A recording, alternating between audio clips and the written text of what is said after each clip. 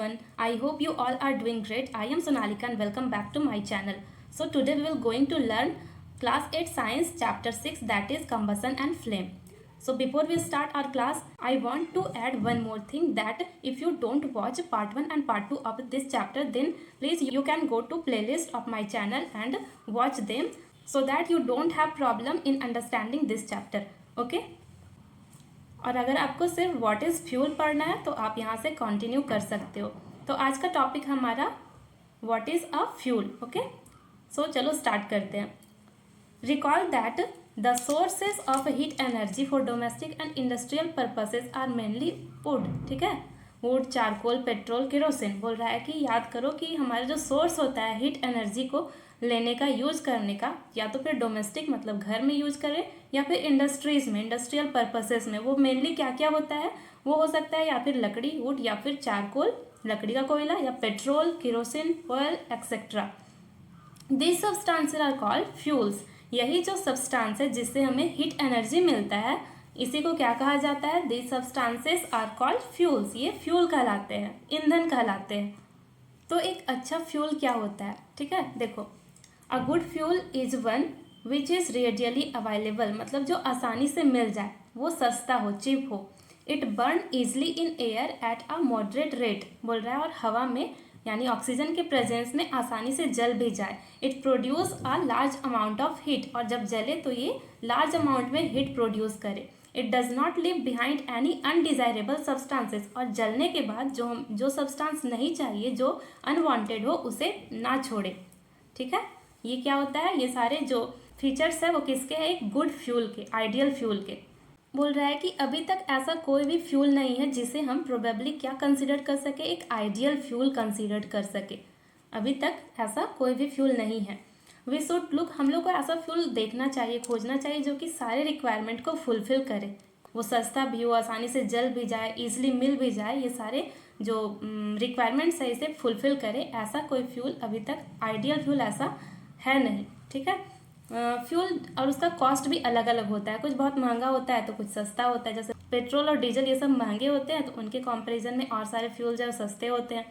Make a list of fuel, जिससे आप familiar हो. कुछ ऐसे फ्यूल का लिस्ट आपको बनाना है और यही बताना है कि वो सॉलिड में आता है, लिक्विड में आता है, या फिर गैस में आता है. ठीक है, और यहाँ पे टेबल दिया, टेबल में आपको फुलफिल करना है नाम उसके. इस टेबल में आपको टाइप्स ऑफ फ्यूल बताने, जैसे एक एग्जांपल में दिया हुआ यहाँ पे कोल. ओके, कोल लिक्विड है या सॉलिड है या फिर गैस है? क्या है? तो कोल तो सॉलिड में आएगा. और केरोसिन वो तो तेल है यानी लिक्विड है, लिक्विड में आएगा. उसी तरह से नेचुरल गैस क्या है? वो तो गैस है. इस तरीके से आपको और सारे फ्यूल्स के नाम यहाँ पे लिखने हैं, सॉलिड, लिक्विड और गैस, तीनों कैटेगरी में. So now moving to our next topic, that is fuel efficiency. ठीक है, फ्यूल इफिशियंसी के बारे में हम पढ़ेंगे. बोल रहा है, सपोज करो कि आपको कुछ क्वांटिटी में वाटर दिया गया, उसे आपको बॉयल करना है. तो आप किस चीज़ का यूज करोगे वाटर को बॉयल करने के लिए? Cow dung. ठीक है, काउ डंग का यूज करोगे, मतलब काउ डंग का जो उपला होता है, गोईठा जो होता है, उसे जला करके अपने पानी को बॉयल करोगे, या फिर कोयले को जलाकर, या फिर एलपीजी को?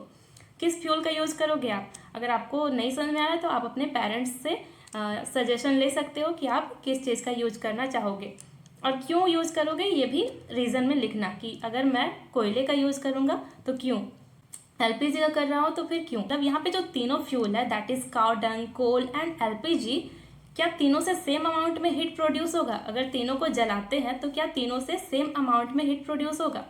ये भी बताना है आपको. तो देखो, ऐसा नहीं है, तीनों को जलाने से अलग अलग हीट प्रोड्यूस होगा. सबसे ज़्यादा हीट हमें किससे मिलेगा पता है आपको? एलपीजी से. लिक्विफाइड पेट्रोलियम गैस सबसे ज़्यादा हीट प्रोड्यूस करता है. सेकेंड में उसके बाद कोयला, और थर्ड में काउडंग से सबसे कम हीट प्रोड्यूस होगा जलाने पे. और इसको मेजर कैसे करते हैं? देखो, the amount of heat energy produced on complete combustion of 1 kg of a fuel is called its calorific value. क्या बोल रहा है? 1 kg फ्यूल को जलाने में, कंप्लीट कंबसन हो जाए जब 1 kg फ्यूल को जलाने में जितना हीट एनर्जी प्रोड्यूस हुआ, वही क्या कहलाता है? उसका कैलोरीफिक वैल्यू. समझ में आया? चलो एग्जांपल समझाती हूँ. मान लो 1 kg कोयला को हमें जलाना है. ठीक है, 1 kg कोयले को पूरी तरीके से जलाकर ख़त्म करना है. तो 1 kg कोयले को पूरी तरीके से जलने में उससे कितना हीट निकला, 1 kg कोयला जब जला तो उससे कितना हीट एनर्जी प्रोड्यूस हुआ, इसी को क्या बोलते हैं, इसी को कैलोरीफिक वैल्यू बोलते हैं। ठीक है, एग्जाम्पल मैंने लिया था कोयले का। The calorific value of a fuel is expressed in unit में एक्सप्रेस करते हैं। ठीक है, जैसे कि हम चावल दाल लेते हैं तो केजी में लेते हैं ना, 1 kg चावल दाल, इस तरीके से तो यूनिट होता है हर चीज़ का। तो कैलोरीफिक वैल्यू को एक्सप्रेस करने का जो यूनिट है वो कहलाता है किलो जूल पर केजी। ठीक है, किलो जूल पर केजी ऐसे लिखाता है, यहाँ पे देखो दिया हुआ भी है, देखो called kilo joule per kg. Calorific value of some fuels are given in table 6.4 और 6.4 यानी इस टेबल में कुछ सारे फ्यूल्स के कैलोरीफिक वैल्यू भी दिए हुए हैं। आप इन्हें याद भी कर सकते हैं, आपके एग्जाम में आ सकते हैं। ओके, पहला है हमारा काउडंग, काउडंग केक। ठीक है, जो गोईठा या उपला होता है वो, उसमें कितना होता है कैलोरीफिक वैल्यू, उसका कितना होता है 6000 to 8000। ओके, नेक्स्ट है वुड। ठीक है, यानी लकड़ी, लकड़ी का कितना होता है, तो लकड़ी का होता है 17,000 से 22,000। नेक्स्ट है कोल, कोल का होता है 25,000 से 33,000। ठीक है, फिर पेट्रोल, पेट्रोल का 45,000, किरोसिन का 45,000, डीजल का भी 45,000। मीथेन गैस जो होता है उसका कितना होता है कैलोरीफिक वैल्यू, तो 50,000 होता है। सीएनजी का 50,000। एलपीजी लिक्विफाइड पेट्रोलियम गैस जो कि हमारे किचन के सिलेंडर में भरा होता है उसमें कितना होता है 55,000। बायोगैस, बायोगैस में होता है 35,000 से 40,000। ठीक है, 35,000 to 40,000। और नेक्स्ट है हाइड्रोजन जो कि लास्ट है। सबसे ज़्यादा कैलोरीफिक वैल्यू जो होता है, मतलब सबसे ज़्यादा किससे हीट एनर्जी प्रोड्यूस होता है, तो हाइड्रोजन से। ठीक है, और वो बहुत अच्छा भी है इन्वायरमेंट के लिए भी, और ज़्यादा हीट भी प्रोड्यूस करता है। 1,50,000 यानी कि 1,50,000 इसका कैलोरीफिक वैल्यू है किलो जूल पर केजी में। ठीक है, किलो जूल पर केजी में। तो टेबल हमारा कंप्लीट हो गया, इसे आप याद भी कर लीजिएगा, एग्जाम में कुछ कुछ आ सकता है। ठीक है, now moving to our next point. Okay, that is burning of fuels lead to harmful products. मतलब जब भी हम फ्यूल्स को जलाते हैं तो उसका क्या क्या हार्मफुल प्रोडक्ट होता है, क्या क्या हमारे इन्वायरमेंट को क्या क्या चीज़ है जो हार्म कर सकता है। तो चलो देखते हैं। तो बोल रहा है the increasing fuel consumption has harmful effects on environment. मतलब ज़्यादा अगर हम फ्यूल का कंजप्शन करें, उसे ज़्यादा जलाएं, उसका ज़्यादा यूज़ करें तो हमारे इन्वायरमेंट के लिए ये हार्मफुल है यानी ख़राब है। ठीक है, फर्स्ट पॉइंट देखो क्या दिया हुआ है, कार्बन फ्यूल्स। ठीक है, carbon fuels like wood, coal, petroleum release unburned carbon. मतलब कार्बन का जो फ्यूल्स होता है अगर हम उसे जलाते हैं जिसमें कार्बन कंटेन होता है, जैसे कि कोयला हो गया, लकड़ी हो गया, पेट्रोलियम, अगर इसे जलाते हैं तो क्या निकलता है, अनबर्न्ड कार्बन पार्टिकल्स निकलता है इनके जलने से। These fine particles are dangerous pollutants causing respiratory disease such as asthma. और ये जो कार्बन के जो अनबर्न्ड कार्बन पार्टिकल जो निकलते हैं बहुत ही फाइन पार्टिकल्स होते हैं, बहुत डेंजरस पॉल्यूटेंट है। इससे क्या होता है, हमें रिस्पायरेटरी डिजीज़ हो सकता है, रिस्पिरेटरी ट्रैक में जो डिजीज़ होता है वो सारा डिजीज़ हो सकता है। For example asthma. ठीक है, बहुत ही डेंजर होता है ये, इंसान को सांस लेने में प्रॉब्लम होने लगता है, सफोकेशन होता है।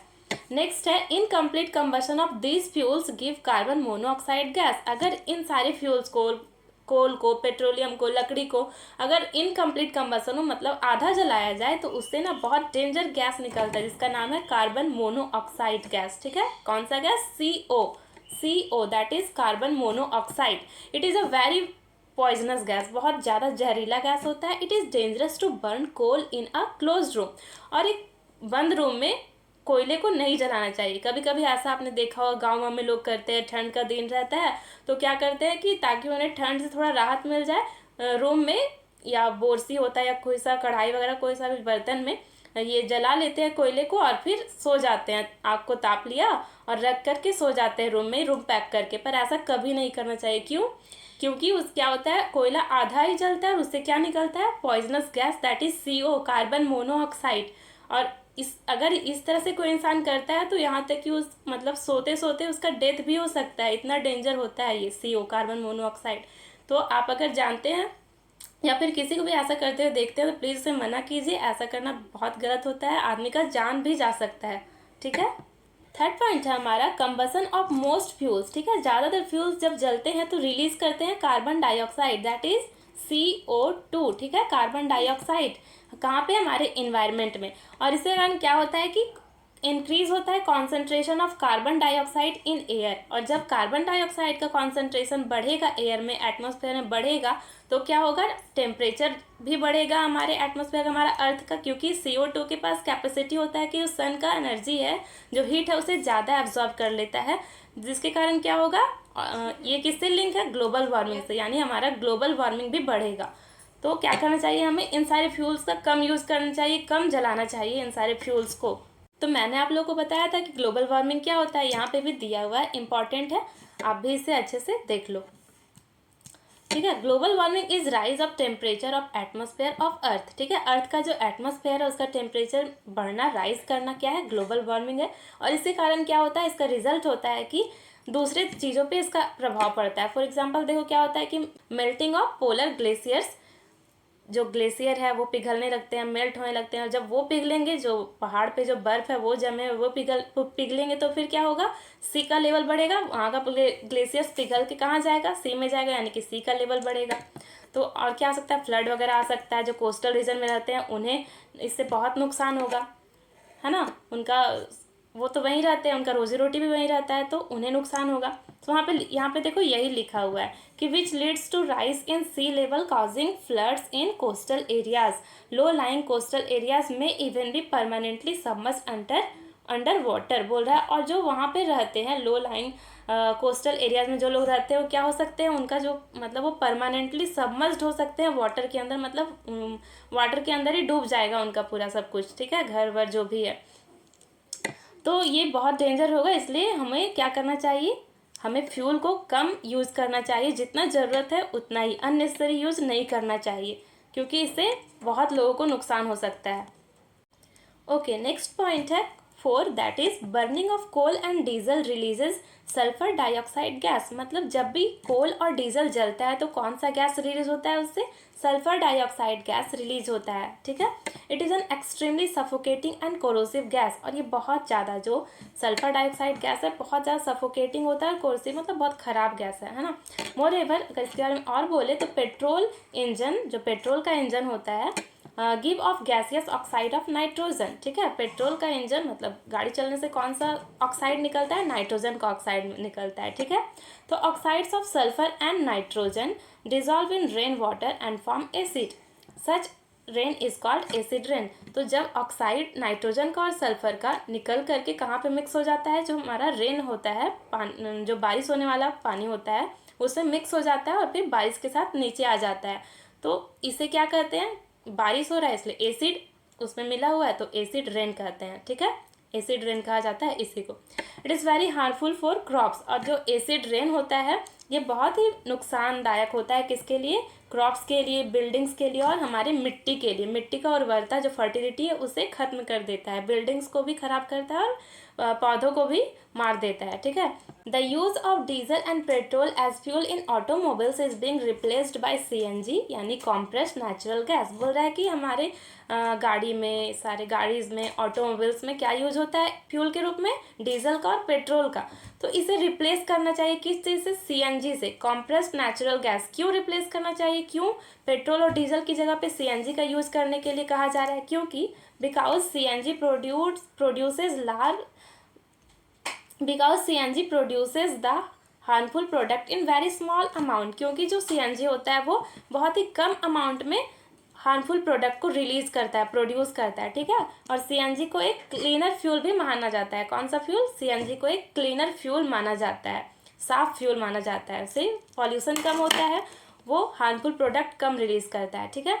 तो ये था हमारा चैप्टर का पूरा एक्सप्लेनेशन, और इसी के साथ हमारा चैप्टर फिनिश होता है। एक बार मैं समराइज़ कर देती हूँ कि मैं क्या क्या पढ़ाई हूँ अभी तक।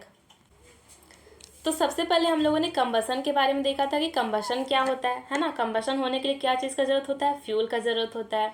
और फिर हमने देखा था इग्निशन टेम्परेचर। इग्निशन टेम्परेचर क्या होता है, the lowest temperature at which any substance start burn, ठीक है। जब कोई चीज़ सबसे कम टेम्परेचर जिस पे कोई सा भी सब्सटेंस जलना शुरू करता है उसका इग्निशन टेम्परेचर कहलाता है, ये देखा हमने। फिर हमने देखा था इनफ्लेमेबल सब्सटेंसेस क्या होते हैं, वैसे सब्सटेंस जो कि फायर को बहुत जल्दी कैच कर लेते हैं, आग को बहुत जल्दी कैच कर लेते हैं, इनफ्लेमेबल सब्सटेंस कहलाते हैं।